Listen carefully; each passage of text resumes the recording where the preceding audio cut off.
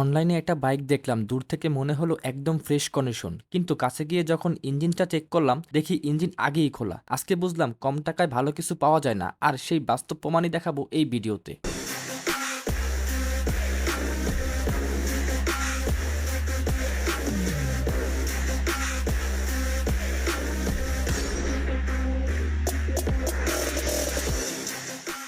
তো আজকে হঠাৎ একটু ভিন্ন রোডে আসলাম, মানে ভিন্ন বলতে ঢাকার এই দিকটা আর কি আসা হয় না বা বাইক টাইক কেনার ক্ষেত্রে। তো আজকেও বের হয়েছি প্রায় শেষ বিকেল, আপনার অলমোস্ট 5টা বাজে। আমি আরও প্রায় আধা ঘন্টা আগেই বাসা থেকে বেরিয়েছিলাম। আজকে একটা বাইক কিনে যাচ্ছি, সেকেন্ড হ্যান্ড বাইক। সো সেটা আসলে আমার এক সাবস্ক্রাইবার ভাই অনলাইনে দেখে রাখছে, ঠিক আছে। সে বাইকটা আছে আপনার এই শ্যামলী, আপনার ইয়েতে ওই যে মনসুরাবাদ 6 নম্বর রোডে আছে। সো আমি এখন অলমোস্ট চলে আসছি, আর প্রায় 3 কিলোমিটার আছে। যেতে সময় লাগবে মাত্র 14 মিনিট। রাস্তাঘাটে জ্যাম আছে, নাহলে আরও আগে চলে যেতাম। যতদূর মনে পড়ে উনি আমাকে একটা এসএফ বাইক দেখাইছিলেন, আপনার ব্লু কালারের। বাজার একটু কম, যারা আসলে আজকে সুজুকি জিক্সার এসএফ বাইকটা নিতে চান, আশা করি একটা কম প্রাইসে বাইকটা পাবেন। আমি আসলে দামটাও জানি না, বাস কন্ডিশনটা দেখে মনে হলো যে আসলে প্রাইসটা কম হতে পারে। সো ভাই আসলে বাজেট একটু কম আছে। সো উনি সে কারণে আর কি এই বাইকটা দেখলো। তো আপনাদের আসলে আমি দেখাবো যে আসলে কেমন কন্ডিশন পাই আসলে এই দামে, আর দামটা যে কীরকম সেটাও আমার এখন মতো জানা নাই। সো আমি এটাই আপনাদের দেখাবো যে আসলে কেমন প্রাইসে পাই, কেমন কন্ডিশন বাইকটা পাই, সুজুকি জিক্সার এসএফ। তো এটা হাত থেকে নেওয়া হইতেছে। আর এই যে সাবস্ক্রাইবার ভাই, উনি আসলে অনেক দূর থেকে আসতেছে। ওনার বাসা হইলো সেই আপনার ইয়েতে, ওই যে কাঞ্চন সেতু আছে না, ওইখান থেকে প্রায় আরো ভিতরে। অলমোস্ট উনি চলে আসছে, আমিও প্রায় চলে আসছি কাছাকাছি। তো যাই হোক, চলেন যাওয়া যাক। পলিশ করে দিছে, 20-এর মডেল বাইক চকচক করতেছে পলিশের কারণে। ডিক্সের কি খবর? গাড়ি কিনে কি হয়েছে? ও আচ্ছা আচ্ছা আচ্ছা। গাড়ি নিয়ে তো একটু ভালোই পড়তে মরছে, হ্যাঁ ভালোই স্কেচ আছে গাড়ির ভিতরে, যেহেতু এটা বডি কিটালা গাড়ি, ভালো অবস্থা আছে। এই যে ঘষা, 20-এর মডেলের একটা গাড়ি, এটাও আবার দেখতে হইব। ভালো পরিমাণে স্কেচ আছে গাড়িটার ভিতরে, মানে পুরো বডিটাই স্কেচ। ভাই ইঞ্জিন খোলা হয়েছিল, ইঞ্জিন খোলা হয়েছিল গাড়িটার সাথে আপনার ভালো পরিমাণে কাজ করাইছে গাড়িটা। উনি তো আর বললে হবে না, আমাদের দেখা আমরা বুঝতেছি। মনে হয় তো ভাই খোলা হয়েছে ভাই ইঞ্জিনটা, ইঞ্জিন খোলা হয়েছে ভাই। এই যে পুরোটাই তো খোলা হয়েছে, এই প্লাটটা পুরোটাই খোলা হয়েছে। খোলা হবে ভাই, এটা class side, class plate change করতে হবে না, 20 এর মডেলের গাড়ি ভাই। না ক্লাস প্লেট চেঞ্জ করছেন ভিতরে, আবার ওই যে ওই দেখেন, ওইটা এটাও আবার এটাও খোলা হয়েছিল টেবিটের কারণে নাকি? টেবিট তো উপর দিয়ে মিলায়, দেখি ভাই একটু। ভাই দোনো পাশে তো খোলা হয়েছে ভাই, এক পাশ তো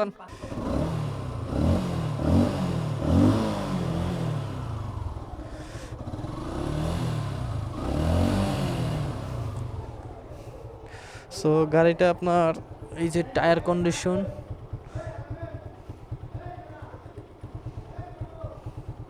পিস্টনের কাজও প্রায় অলমোস্ট অর্ধেক শেষ। অবশ্য 20 সালের মডেল ভাই, আর কত আশা করেন ভাই? ওনারাই ভাই গাড়ি ওনারা নিবে, আমি কেনা বেচা করি না ভাই। আমি জাস্ট গাড়ি দেখি, উনিও গাড়ি দেখে, উনি জাস্ট কিনবে, আমি জাস্ট দেখে দিব গাড়িটা। আরেকজনের কথা বলছে যে তাহলে আমি না সে ওই, তাহলে ওরা ওনার লোক, তাহলে আমি বেচা বেচা কেনা করি না। হ্যাঁ পাওয়ার তো নাই।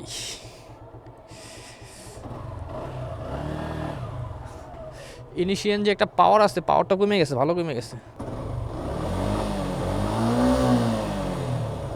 এটার কি দাম দর কি ওনাদের সাথে কথা হয়েছে আপনার সাথে?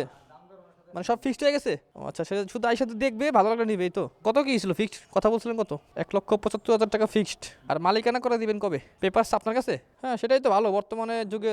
মালিক কি আপনি? মালিক নাই মানে কাগজ আছে, মানে ওনারকে তো সারা নাম ট্রান্সফার হইতেছে না। আচ্ছা তাহলে একটু বাইরে আসুক, ওনার আইসা জাস্ট কি বলে আপনার সাথে, যেহেতু আমি জানি না কথা কি হয়েছিল আপনার সাথে। এই যে আপনাদের চাবি, আমি একটু বাইরে বসলাম, ঠিক আছে। সো গাড়ি তো যা দেখার দেখলাম, এখন বিষয়টা আমি পুরোপুরি ওনাদের সামনেই ক্লিয়ার করি। গাড়িটার ইঞ্জিন দোনো সাইড দিয়ে ধরা, ঠিক আছে। আসছে আসছে,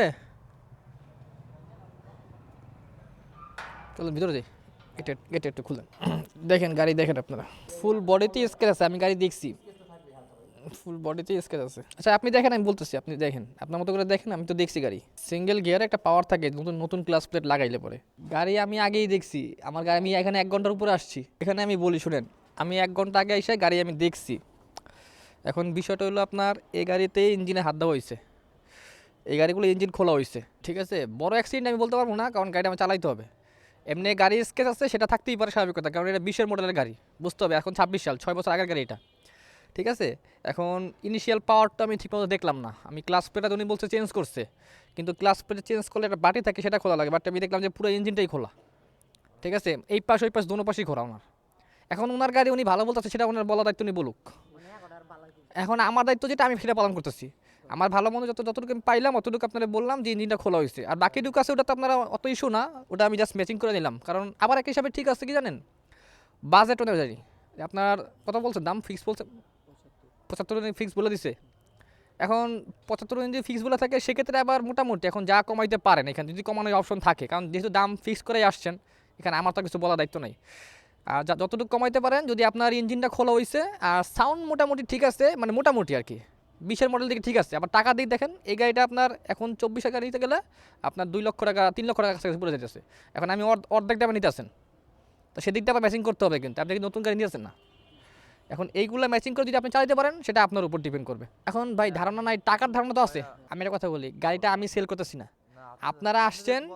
আমি বলি, গাড়ি যদি আপনারা নেন, তা তো আমার কিছু যা আসবে না। আপনারা যদি না নেন, তার তো আমার কোনো সমস্যা নেই, আমার কোনো কিছু নাই এখানে। ভাই আমার এক জায়গাতে হায়ার করে আনছে, ওনার কন্ডিশনার দেখে দেওয়ার মতো, ভালো মন্দ তো দায়িত্ব আমার। এই গাড়ি খারাপ হইলেও খারাপ বলে যাবো, ভালো হইলে ভালো বলে যাবো, এখানে আমার লাভ লস নাই। কিনলে আপনার লাভ, বেচতে ওনার লস, বেচলে ওনার লাভ, সোজা কথা, আমার কিছু নেই, সোজা কথা এটাই। এখন আমারে বলে লাভ নাই, যদি আপনাদের ভালো লাগে আপনি ওনারা বলবেন যে নিব, আর যদি ভালো না লাগে আপনি বলবেন যে নিব না, শেষ কথা, এখানে ক্লিয়ার, ঠিক আছে। কিন্তু ইঞ্জিনটা খোলা তো, এখন দেখেন উনি বলছে ক্লাস প্লেট, আমি দেখেছি যে পুরো ইঞ্জিনটাই খোলা, ক্লাস প্লেটের একটা পার্টস খোলা থাকে। যেহেতু আপনি মনে হয় গাড়ি কেনা বেচা করছে, তাহলে আপনার একটু আইডিয়া থাকতে পারে এই বিষয়টা। এই যে আপনার এই বাটি খোলা পুরোটা, ওই পাশের বাটি খোলা, আবার এইটাও পুরোটা খোলা, ঠিক আছে, মানে বুঝতে পারছেন তো সব। হ্যাঁ আমি বুঝতে পারছি, ক্লাস প্লেট এইটা পুরোটা খোলা এখান দিয়া। এখন বাজেট অনুযায়ী ঠিক আছে আমি মনে করি, ঠিক আছে। এখন যতটুকু কমানো যায় সেটা তো ভাই সবার জন্যই ভালো, যে কোনো গাড়ির জন্যই ভালো, মানে টাকা। আর এই ভাই অলরেডি গাড়ি টাড়ি সব কিছু ফিক্স করে আসছে। এই আপনার কিছু সুইচে প্রবলেম আছে, তা গাড়িটা চালায় দেখার পরে ভালো লাগতেছে। মানে গাড়িটা চালানোর আগে পর্যন্ত অতটা ভালো লাগে নাই আমার কাছে পার্সোনালি। মানে ওনার এই যে মানে বডিতে ভালো স্ক্র্যাচ ছিল আর কি। গাড়ির ক্লাস প্লেটে ঝামেলা আছে, এমনি আপনি এটা স্লোতে বুঝতে পারবেন না। আপনার এই যে আমি যখন দিতেছি ক্লাস প্লেট ছেড়ে দিতেছে না, ভিতরে ক্লাস বাড়ি ঘুরতেছে, বুঝতে পারছেন। এই যে আমি তো বারবার গাড়িটা বন্ধ হয়ে যেতেছে, আমি জাস্ট ক্লাস ছেড়ে ছেড়ে গাড়িটা আমি স্টার্ট করতেছি, এটা তো আপনারা বুঝবেন না, কারণ আমি তো সুইচ দিতেছি না, বারবার ছেড়ে দিতেছে।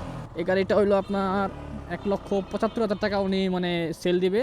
আর এটা সেকেন্ড পার্টি অবস্থায় আছে, উনি নিলে থার্ড পার্টি হবে, বাট অফিসিয়ালি আপনার সেকেন্ড পার্টি হবে, কারণ গাড়িটার মালিকানা চেঞ্জ করায় নেই। বুঝছেন, গাড়ি আবার ঘুরাইতে গেলে বন্ধ হয়ে গেল। ক্লাস প্লেটটা কবে চেঞ্জ করছিলেন, 3 মাস হয়েছে? না আমার তো মনে হয় একটু আগে হইতে পারে, কারণ যেভাবে ক্লাস প্লেট ভিতরে ঘুরতেছে, ছেড়ে দিতেছে, মানে যখন আপনি একটু রানিং থাকেন, এটা সত্যি কথা আর কি, আপনি নিজের গাড়ি আপনি আমার তো ভালো জানেন এটা, যখন আমি স্পিডটা দিতেছি তখন দেখেছি মানে মাঝে মাঝে ছেড়ে দিতেছে। মানে এটা জিজ্ঞেস করলাম যে কবে চেঞ্জ করছেন। আসলে অনেক সময় আপনার ঠিকঠাক করে চালায় নেয়, ক্লাস প্লেট ঘষা মাইয়া আপনার বসায় দেয়, সেটা একটা হইতে পারে। আর যদি একটা বলেন যে ভাই আমি চেঞ্জ করছি নতুন, তাহলে নতুন হলে নতুন মতো টান পাবো আমি। না না, সব জিনিস এক হবে না ভাই, সেকেন্ড হ্যান্ড কিনতে আইসি আমি নতুন মতো আশা করলে হবে না তো। আপনাদের এমনি আউটলুক দেখে পছন্দ হয়, আউটলুক বা যে কিছু আছে, ইঞ্জিনটা তো ওই আমি যারা বললাম সেটাই আছে আপনার, টুকটাক ভাই এসে খোলামালা করছে জিনিসটা, ওখানে যা প্রমাণিত আছে। এখন ওইটা হলো আপনাদের বিষয়, কারণ অনেকে আছে ভাই আমার এই গাড়ি কেনার আগে বলে রাখে যে ভাই ইঞ্জিনটা খোলা না থাকে, ঠিক আছে। গাড়ির যেমন ঘষা মাথা সেটা আলাদা হিসাব, আর ইঞ্জিনটা কিন্তু আলাদা হিসাব থাকে। ওইটা হলো আপনারা দেখবেন, ওটা হলো আপনাদের উপরে পছন্দ হবে কিনা সেটা হলো আপনাদের উপরে। এখন বিষয়টা হলো আপনার ওই যে এমনি গাড়ির টান টোন সাউন্ড টোন সব ঠিক আছে, মানে ওনার 20-এর মডেলের দিকে তাকাইলে ঠিক আছে। আবার ট্যাক্সটাকেও আমি দেখলাম আপডেট করা আছে। এখন আপনি ওই ক্লাস প্লেটে হালকা একটু ঝামেলা থাকতে পারে, আপনার যখন আপনি হাই স্পিডে গাড়ি চালাবেন না তখন হয়তো বা হইতে পারে।